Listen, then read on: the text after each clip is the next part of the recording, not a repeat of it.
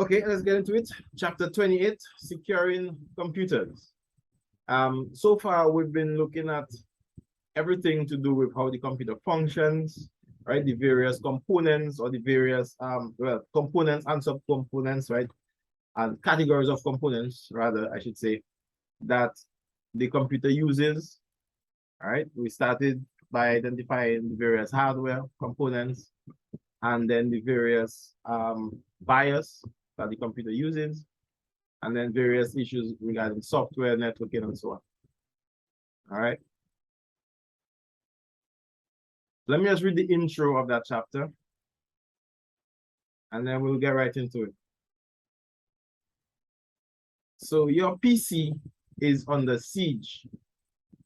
Through your computer, a malicious person can gain valuable information about you and your habits. He can steal your files. He can run programs that log your keystrokes and thus gain account names and passwords, credit card information, and more. He can run software that takes over much of your computer processing time and use it to send spam or steal from others. The threat is real and immediate. Worse, he's doing one of these things to your clients as I write these words. You need to secure your computer and your users' computers from these attacks. But what does computer security mean? Can you guys answer that question? What does computer security mean? What does it mean to you, computer security?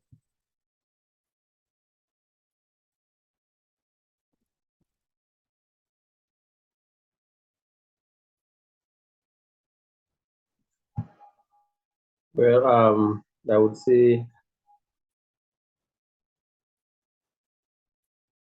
the prevention of unauthorized access to it.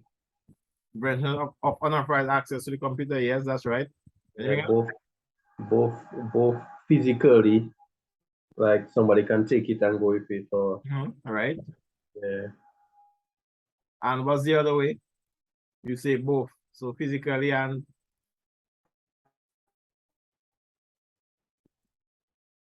Cyber. right. You mean like hacking into it, right? Yeah. Okay, right. Okay. So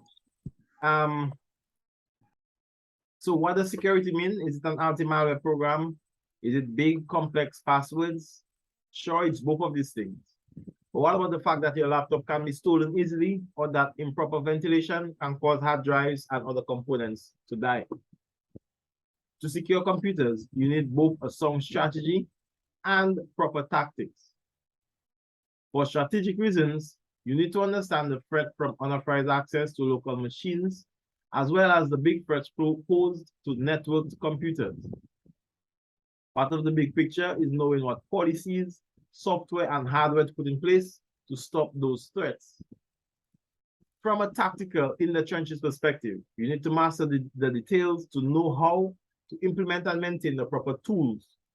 Not only do you need to install anti-malware programs in your users' computers, for example, but you also need to update these programs regularly to keep up with the constant barrage of new malware. All right. So we're talking about the physical protection of your computer devices. You're talking about protecting of your computer devices on a network, right? Meaning they have access to the internet and therefore potentially other people and other devices have access to them over the network, right? And also against automated threats, well, or semi-automated threats, such as viruses and malware, right? Let's just continue with the reading before we start our discussion. Analyzing threats.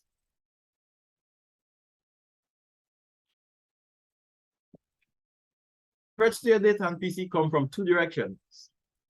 Accidents, meaning unintentional, and malicious people, meaning intentional, right? All sorts of things can go wrong with your computer, from users getting access to folders they shouldn't see, to a virus striking and deleting folders. Files can be deleted, renamed, or simply lost. Hard drives can die, and optical discs get scratched and rendered unreadable. Accidents happen, and even well-meaning people can make mistakes. unfortunately, a lot of people out there intended to do you harm. Combine that intent with a talent for computers, and you have a dangerous combination. So let's look at the following issues. And we're just going to discuss them briefly because I'm sure we all know what we need to do in each of these events to take care of them. All right. So unauthorized access. Can anybody tell me what is unauthorized access? I think you mentioned it earlier in your answer. Well, I would take off unauthorized access to mean that the person wasn't given permission. Right? Yeah.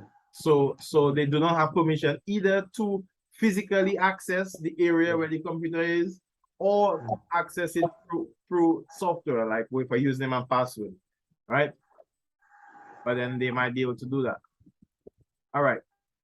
We also have data destruction, whether accidental or deliberate. And remember, we discussed in the very beginning of the class that the most important aspect of your computer is what exactly? Your data. Your data, right. And it's very important that you keep that data safe and accessible. Malicious people can destroy the data in a number of different ways, using viruses, for instance, or stealing your computer, right? So there's another example. All of that to be considered data destruction, right? Accidental destruction could be perhaps unintentionally. You handle your computer badly, you threw it in a pond of water, or maybe you had some files saved on a flash drive, you didn't eject it properly, you pull it out, and so the flash drive got corrupted, right? Or some other data on the computer got corrupted accidentally. All of that still refers to data destruction, right? Deliberate is when somebody intentionally deletes it. Like you may have a job, you may have some staff, and because of some reason or the other, you may have to fire a staff member. That staff member may have been using the computer for the last few months, and therefore they have access, they have passwords. Before they leave, they send you a nice little message by deleting all the important files on the computer. That as well is known as data destruction. Will also be part of unauthorized access, but you get the idea. It's what we call deliberate. Okay. All right. Administrative access. Now, administrative access is something that we didn't really talk about in detail. But there's a policy that we employ, right, of giving the least amount of privilege possible. So you want to be careful when you're giving administrative access, because what administrative typically means is all access. That means anybody that's an administrator typically has access to do any and everything that they want to do on the computer, right? Which can be dangerous, right? Whether accidentally, meaning they're not intending to do anything, but they have a flash drive that they had in their home computer, which was infected with a virus, and they come and they stick that flash drive in the computer that they work with, and therefore unintentionally got it infected as well, right? Or deliberate, let's just say your administrative password happens to get out to a third party, right? They gain administrative access to your system, right? Then the list of things that they can do to cause chaos for you is quite a few, right? Then we have catastrophic hardware failures. What do we mean by catastrophic hardware failures?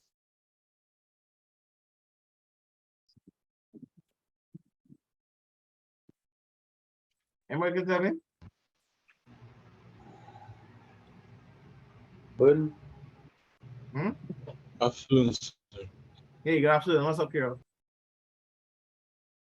As you reach Kiro, can you tell me what is a catastrophic hardware failure?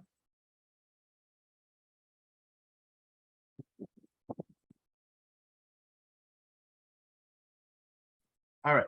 So a catastrophic hardware failure is a hardware failure that causes your computer to stop working. Does that make sense?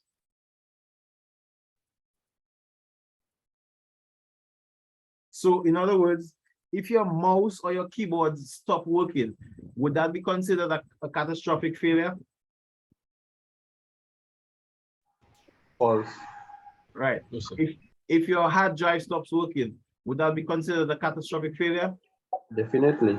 Right. There are certain components that cannot, absolutely cannot fail. If they fail, you get what is called a catastrophic failure. Now, there are a number of different types of failure, right? We went through it in one of our previous classes. I can't remember the exact chapter, but catastrophic is the most obvious, right? It means you can definitely see a problem, your computer will not work, or it will not work as it is intended, right?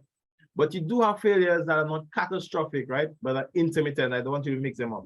Intermittent failures are failures that are sort of happening, they're sort of not.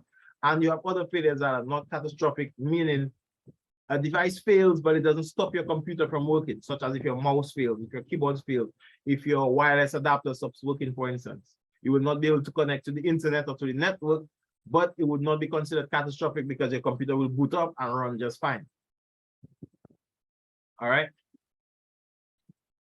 Then we have malware. Malware is easy to understand. You're talking about viruses, worms, hardware, spyware, and that sort of thing. We'll get to that in a bit. And environmental threats. Can anybody give me an example of an environmental threat that your computer faces? Moisture, humidity. Moisture, that's right, humidity. If you live in areas that's very humid, very moist, you can't have condensation happen on your components. Condensation means water droplets forming on the components, as you would have in the case of if you leave a cold glass of water out in the open, the water condenses on the outside of the glass and essentially it gets wet. So, right? Anything else for environmental threats?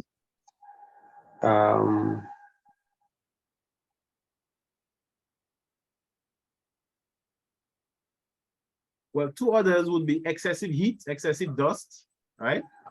Again, they're sort of similar, but your computer does need ventilation, it needs to be kept cool.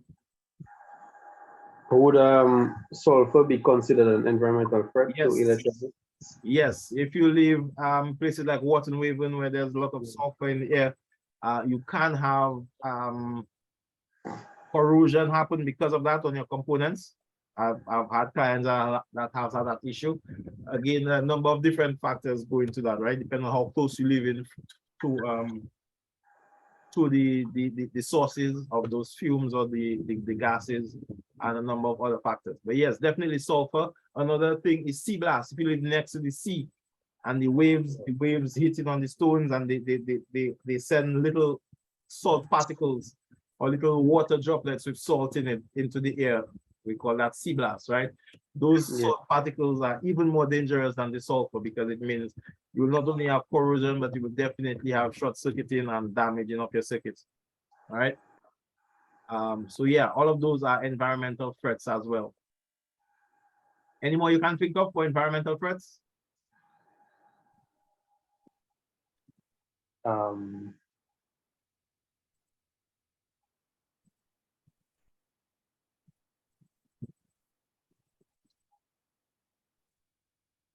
I think that's the major ones.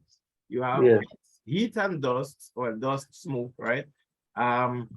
You have things like sea blast, sulfur in the atmosphere, humidity, moisture in the atmosphere, right? Or environmental threats could just be things as simple as you have the computer in a messy area with mice and cockroaches and ants walking around, and they can get into the components, right, or your computer system and cause havoc in there. You'll be surprised how many times we see that. And also things like, let's say you have the computer in an area where you have a child running around, right? A child is in the environment. The child can unknowingly knock the computer down, spill stuff on the computer, the tea and so on. So that can be considered an environmental threat as well, right? So again, the reason why that chapter comes in handy is because as you do your job, setting up computers for people, maintaining computers for people, you're going to come across those things where you need to alert them, let them know, right, how they can more securely keep their computers. Let them know that, hey, your environment is really hot. Maybe you should install an air conditioning unit, or maybe that area is not well ventilated enough, or maybe it's so close to the road that maybe you should close the windows and install an AC, right? Or you need to clean around the area, whatever it may be, right? You need to know what are the environmental threats that can affect, or not just environmental threats, but the threats in general, whether it be environmental threats, malware, unauthorized access, any of the threats that can affect the computer system, function of the system, and the business on a whole, right? And figure out ways to mitigate that. So these are the main areas that we're going to be looking, we're going to be going through. I went through most of them in detail. We're just going to run through and see what the book has. Okay. Unauthorized access refers to, well, that's straightforward. People who access resources without permission, hackers and such. Let's look at some specific methods that they use, right? I'm going to jump through a few names and let you know what they mean. Have you guys ever heard about dumpster diving? Yes. Can you tell us what dumpster diving is? When, well, a person dress up as a worker and goes through somebody's trash looking for passwords or any resource spoofing that could play. Okay, you kind of mixing up two things, but you're right. For dumpster diving, do you need to dress up in work clothes to go diving in a dumpster, or you can just look like a paro? Well, it depends on it depends on where that. Or where the dumpster is, right? Yes, is located. Okay, that's right. So Yeah. if you're going to go for an office trash inside the office, then yeah, you would need to find a way to infiltrate the office. So you might need to look like an employee. But dumpster diving really refers to whatever method that you use to dig through trash or refuse for information. For instance, if you set up a printer, let's say you set up a network printer, one of the things that you may do is print out the network configuration page, which gives you, among other things, the IP address of the printer. If I have the IP address of the printer, right, I have enough information to know, well, to make a few informed guesses as to how to exploit your network. I have the IP address of your network, therefore, I know your subnet mask fairly likely, right? And I can guess the other IP addresses that are in use on your network, which can be a problem, right?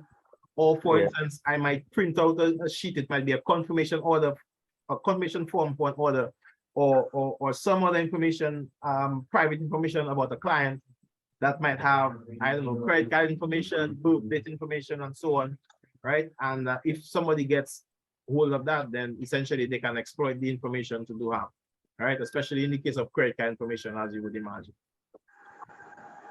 So can you tell me a way that you would protect your company or your client's company from dumpster divers? You could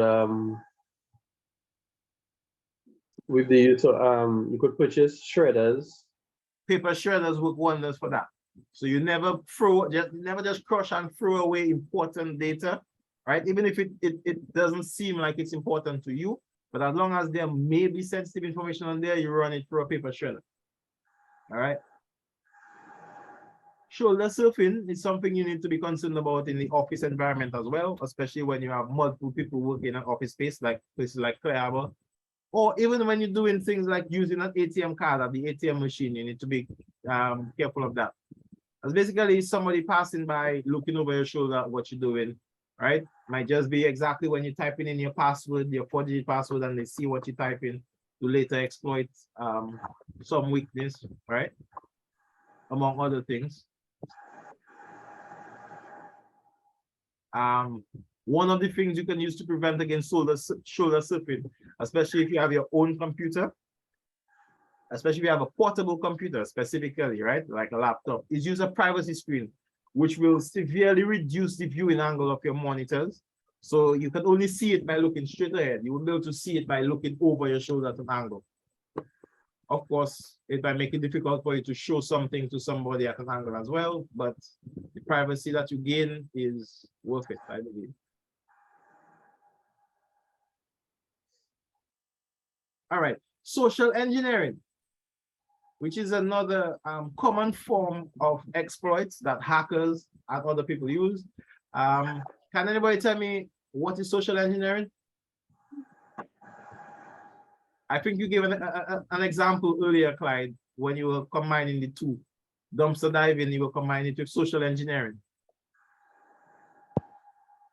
Yes, yes. All right. So tell me about social engineering. Well, you could dress up as an employee and steal valuable information. Right. I can consider that. So that is one way. So for instance, I'm sure all of us look at movies. We've seen like the Ocean's 11, Ocean's 12, Ocean's 13. Usually that's a part of it, right? Somebody goes into the building dressed as a janitor so that they can gain access to somewhere. Then even though they cannot do the job, but they gaining access can give access to somebody else that can do the job, right? So social engineering. Another method of social engineering is through things like phone calls or emails. Have you ever gotten an email telling you that you win the lottery, but you have to send them some money before they can send you your money? Yeah, all the time. Right, right. That is an example of social engineering, right? Whatever that you can use to manipulate your social environment or people in society to get your way, all right? It might include infiltration, again, dressing up like somebody, dressing up like somebody that should be in the building so that you can gain access. I'm not going to go through each of those in detail. They make very interesting reading. I'm going to leave them for you to read, right? Things like how you protect against infiltration by using a mantra, right? And ways that they can actually gain access into a building using techniques such as tailgating. So I'm really leaving the details of that for you to read. I just want you to understand what they are, all right? So that those words wouldn't be new to you. All right. Telephone scams again. Here's an example of a telephone scam. So the phone rings at a business place and the hacker says, "Hi, this is John Anderson in accounting. I forgot my password. Could you reset it, please?" Help desk responds, "Sure, what's your name?" Hacker responds, J_W_Anderson. Help desk resets the password and then says, "Okay, I reset it to E34RD3. What was the problem there? But I find the help desk person, it was too easy. It was way too easy to get a password changed, right? Yes, the help desk person should ask more questions. What sort of questions would you ask? Date of birth, favorite color, this kind of things. Right. So typically what they would ask you are the security questions, which are questions that you would typically set up at the time of creating the account that only you should know the answer to. Things like what is your first pet's name or your mother's maiden name, right? And therefore have another method, or we spoke about multi-factor authentication before, right? Have another method to verify that who you think you're talking to on the phone is really who you're talking to. All right. So with a lot of online accounts, they might ask you for a PIN code, for instance. So you might have a password and you might also have a PIN code. And if you don't give them the correct PIN code, then they would be able to reset the password for you, or things like that. Okay. Yeah. Phishing. Phishing, not like with a line and a rod, but Phishing. So let me just read that for you. I think it might be easier to explain it that way. But phishing is the act of trying to get people to give their usernames, passwords, and other security information by pretending to be someone else electronically. All right. Can anybody think of an example of that?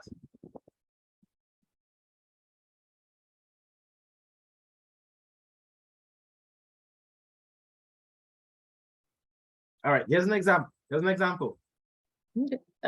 going to give one. Sometimes you get some emails like pretending to be from like Amazon, telling you something about either a package was shipped and they need a new address or new username, or they needed to log in some sort of it. So. Yeah, another common one I get is seeming to be from PayPal, telling me that there was some suspicious activity on my account, so I need to log in and change my password or something to that extent. All right.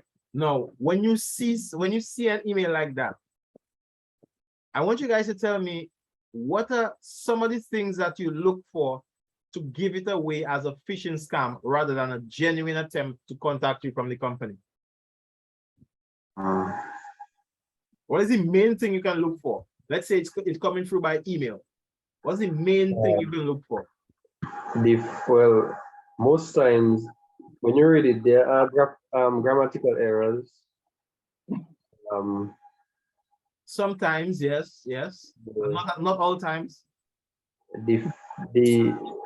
The structure of the email, the way it is phrased. Okay, yes. Yeah. You over the link sometime in the email, you can check, it shows you exactly where it's taking you to, and it will have a mistake. It will never be the exact true PayPal. So for instance, right, you might get a link that tells you click here to reset your account, and you click on the link, and what you get is a login link for your PayPal.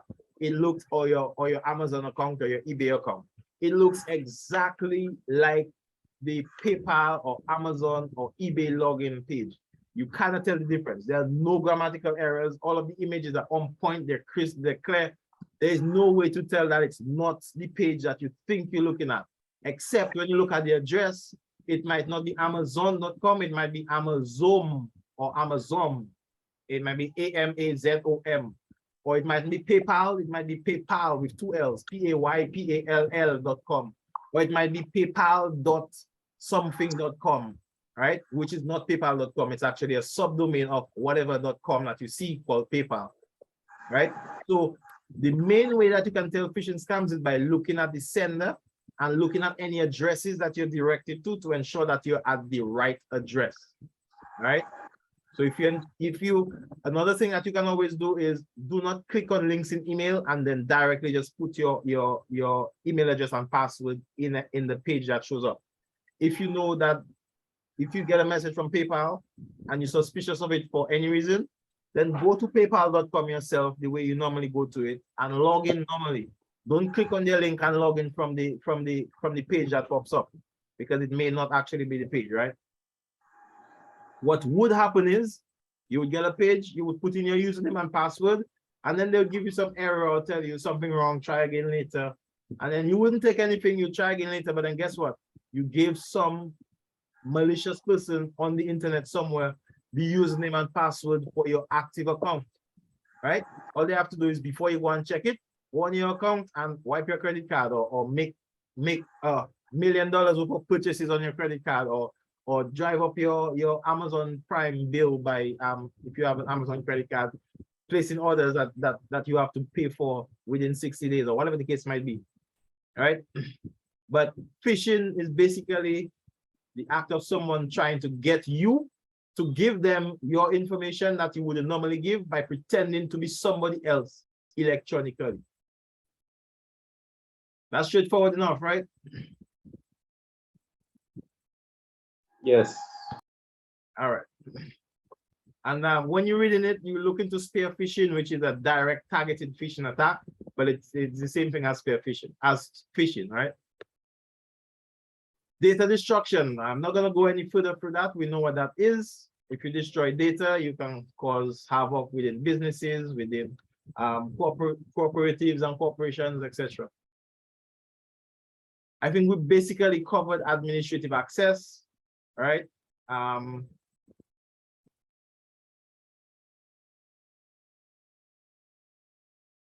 Yeah, so that is pretty straightforward. Hold on.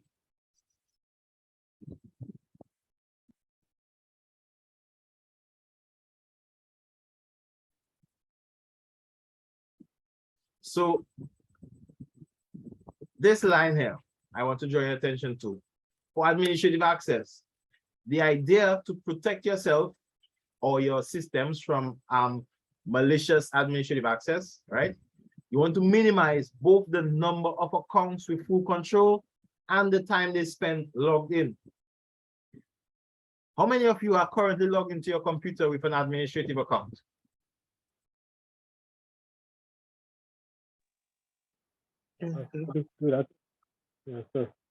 I'm guessing most of you. Definitely, you're right, Clemox? Yes, sir. All right. Clyde, you as well. Janelle Yes, as sir. well. Right. So what that means is if you just have a flash drive that is infected with a virus and you plug it into your computer, right? That flash drive has administrative access because you have administrative access. Yeah. So again, we discussed that in the previous chapter, but what you want to do is limit the amount of administrative access. Therefore, you want to have one administrator account that you guard with your life. You protect that with your life. The account that you use to access the computer every day should not be an administrator account. Ideally, it should probably be a power user account or a regular user account. And then when you need the administrator access, then you put in your administrator password. But it's not a good idea to log in with an admin account every single time you log in. Because if you make a mistake, then whoever is trying to exploit you gains your access, which is the administrative access. Okay? So question, Yes. with the advent of ransomwares, Yes. in an administrative account. Ransomwares doesn't necessarily require administrative account, you know. They just require access to the files and permission to modify your files, but they don't really need admin access.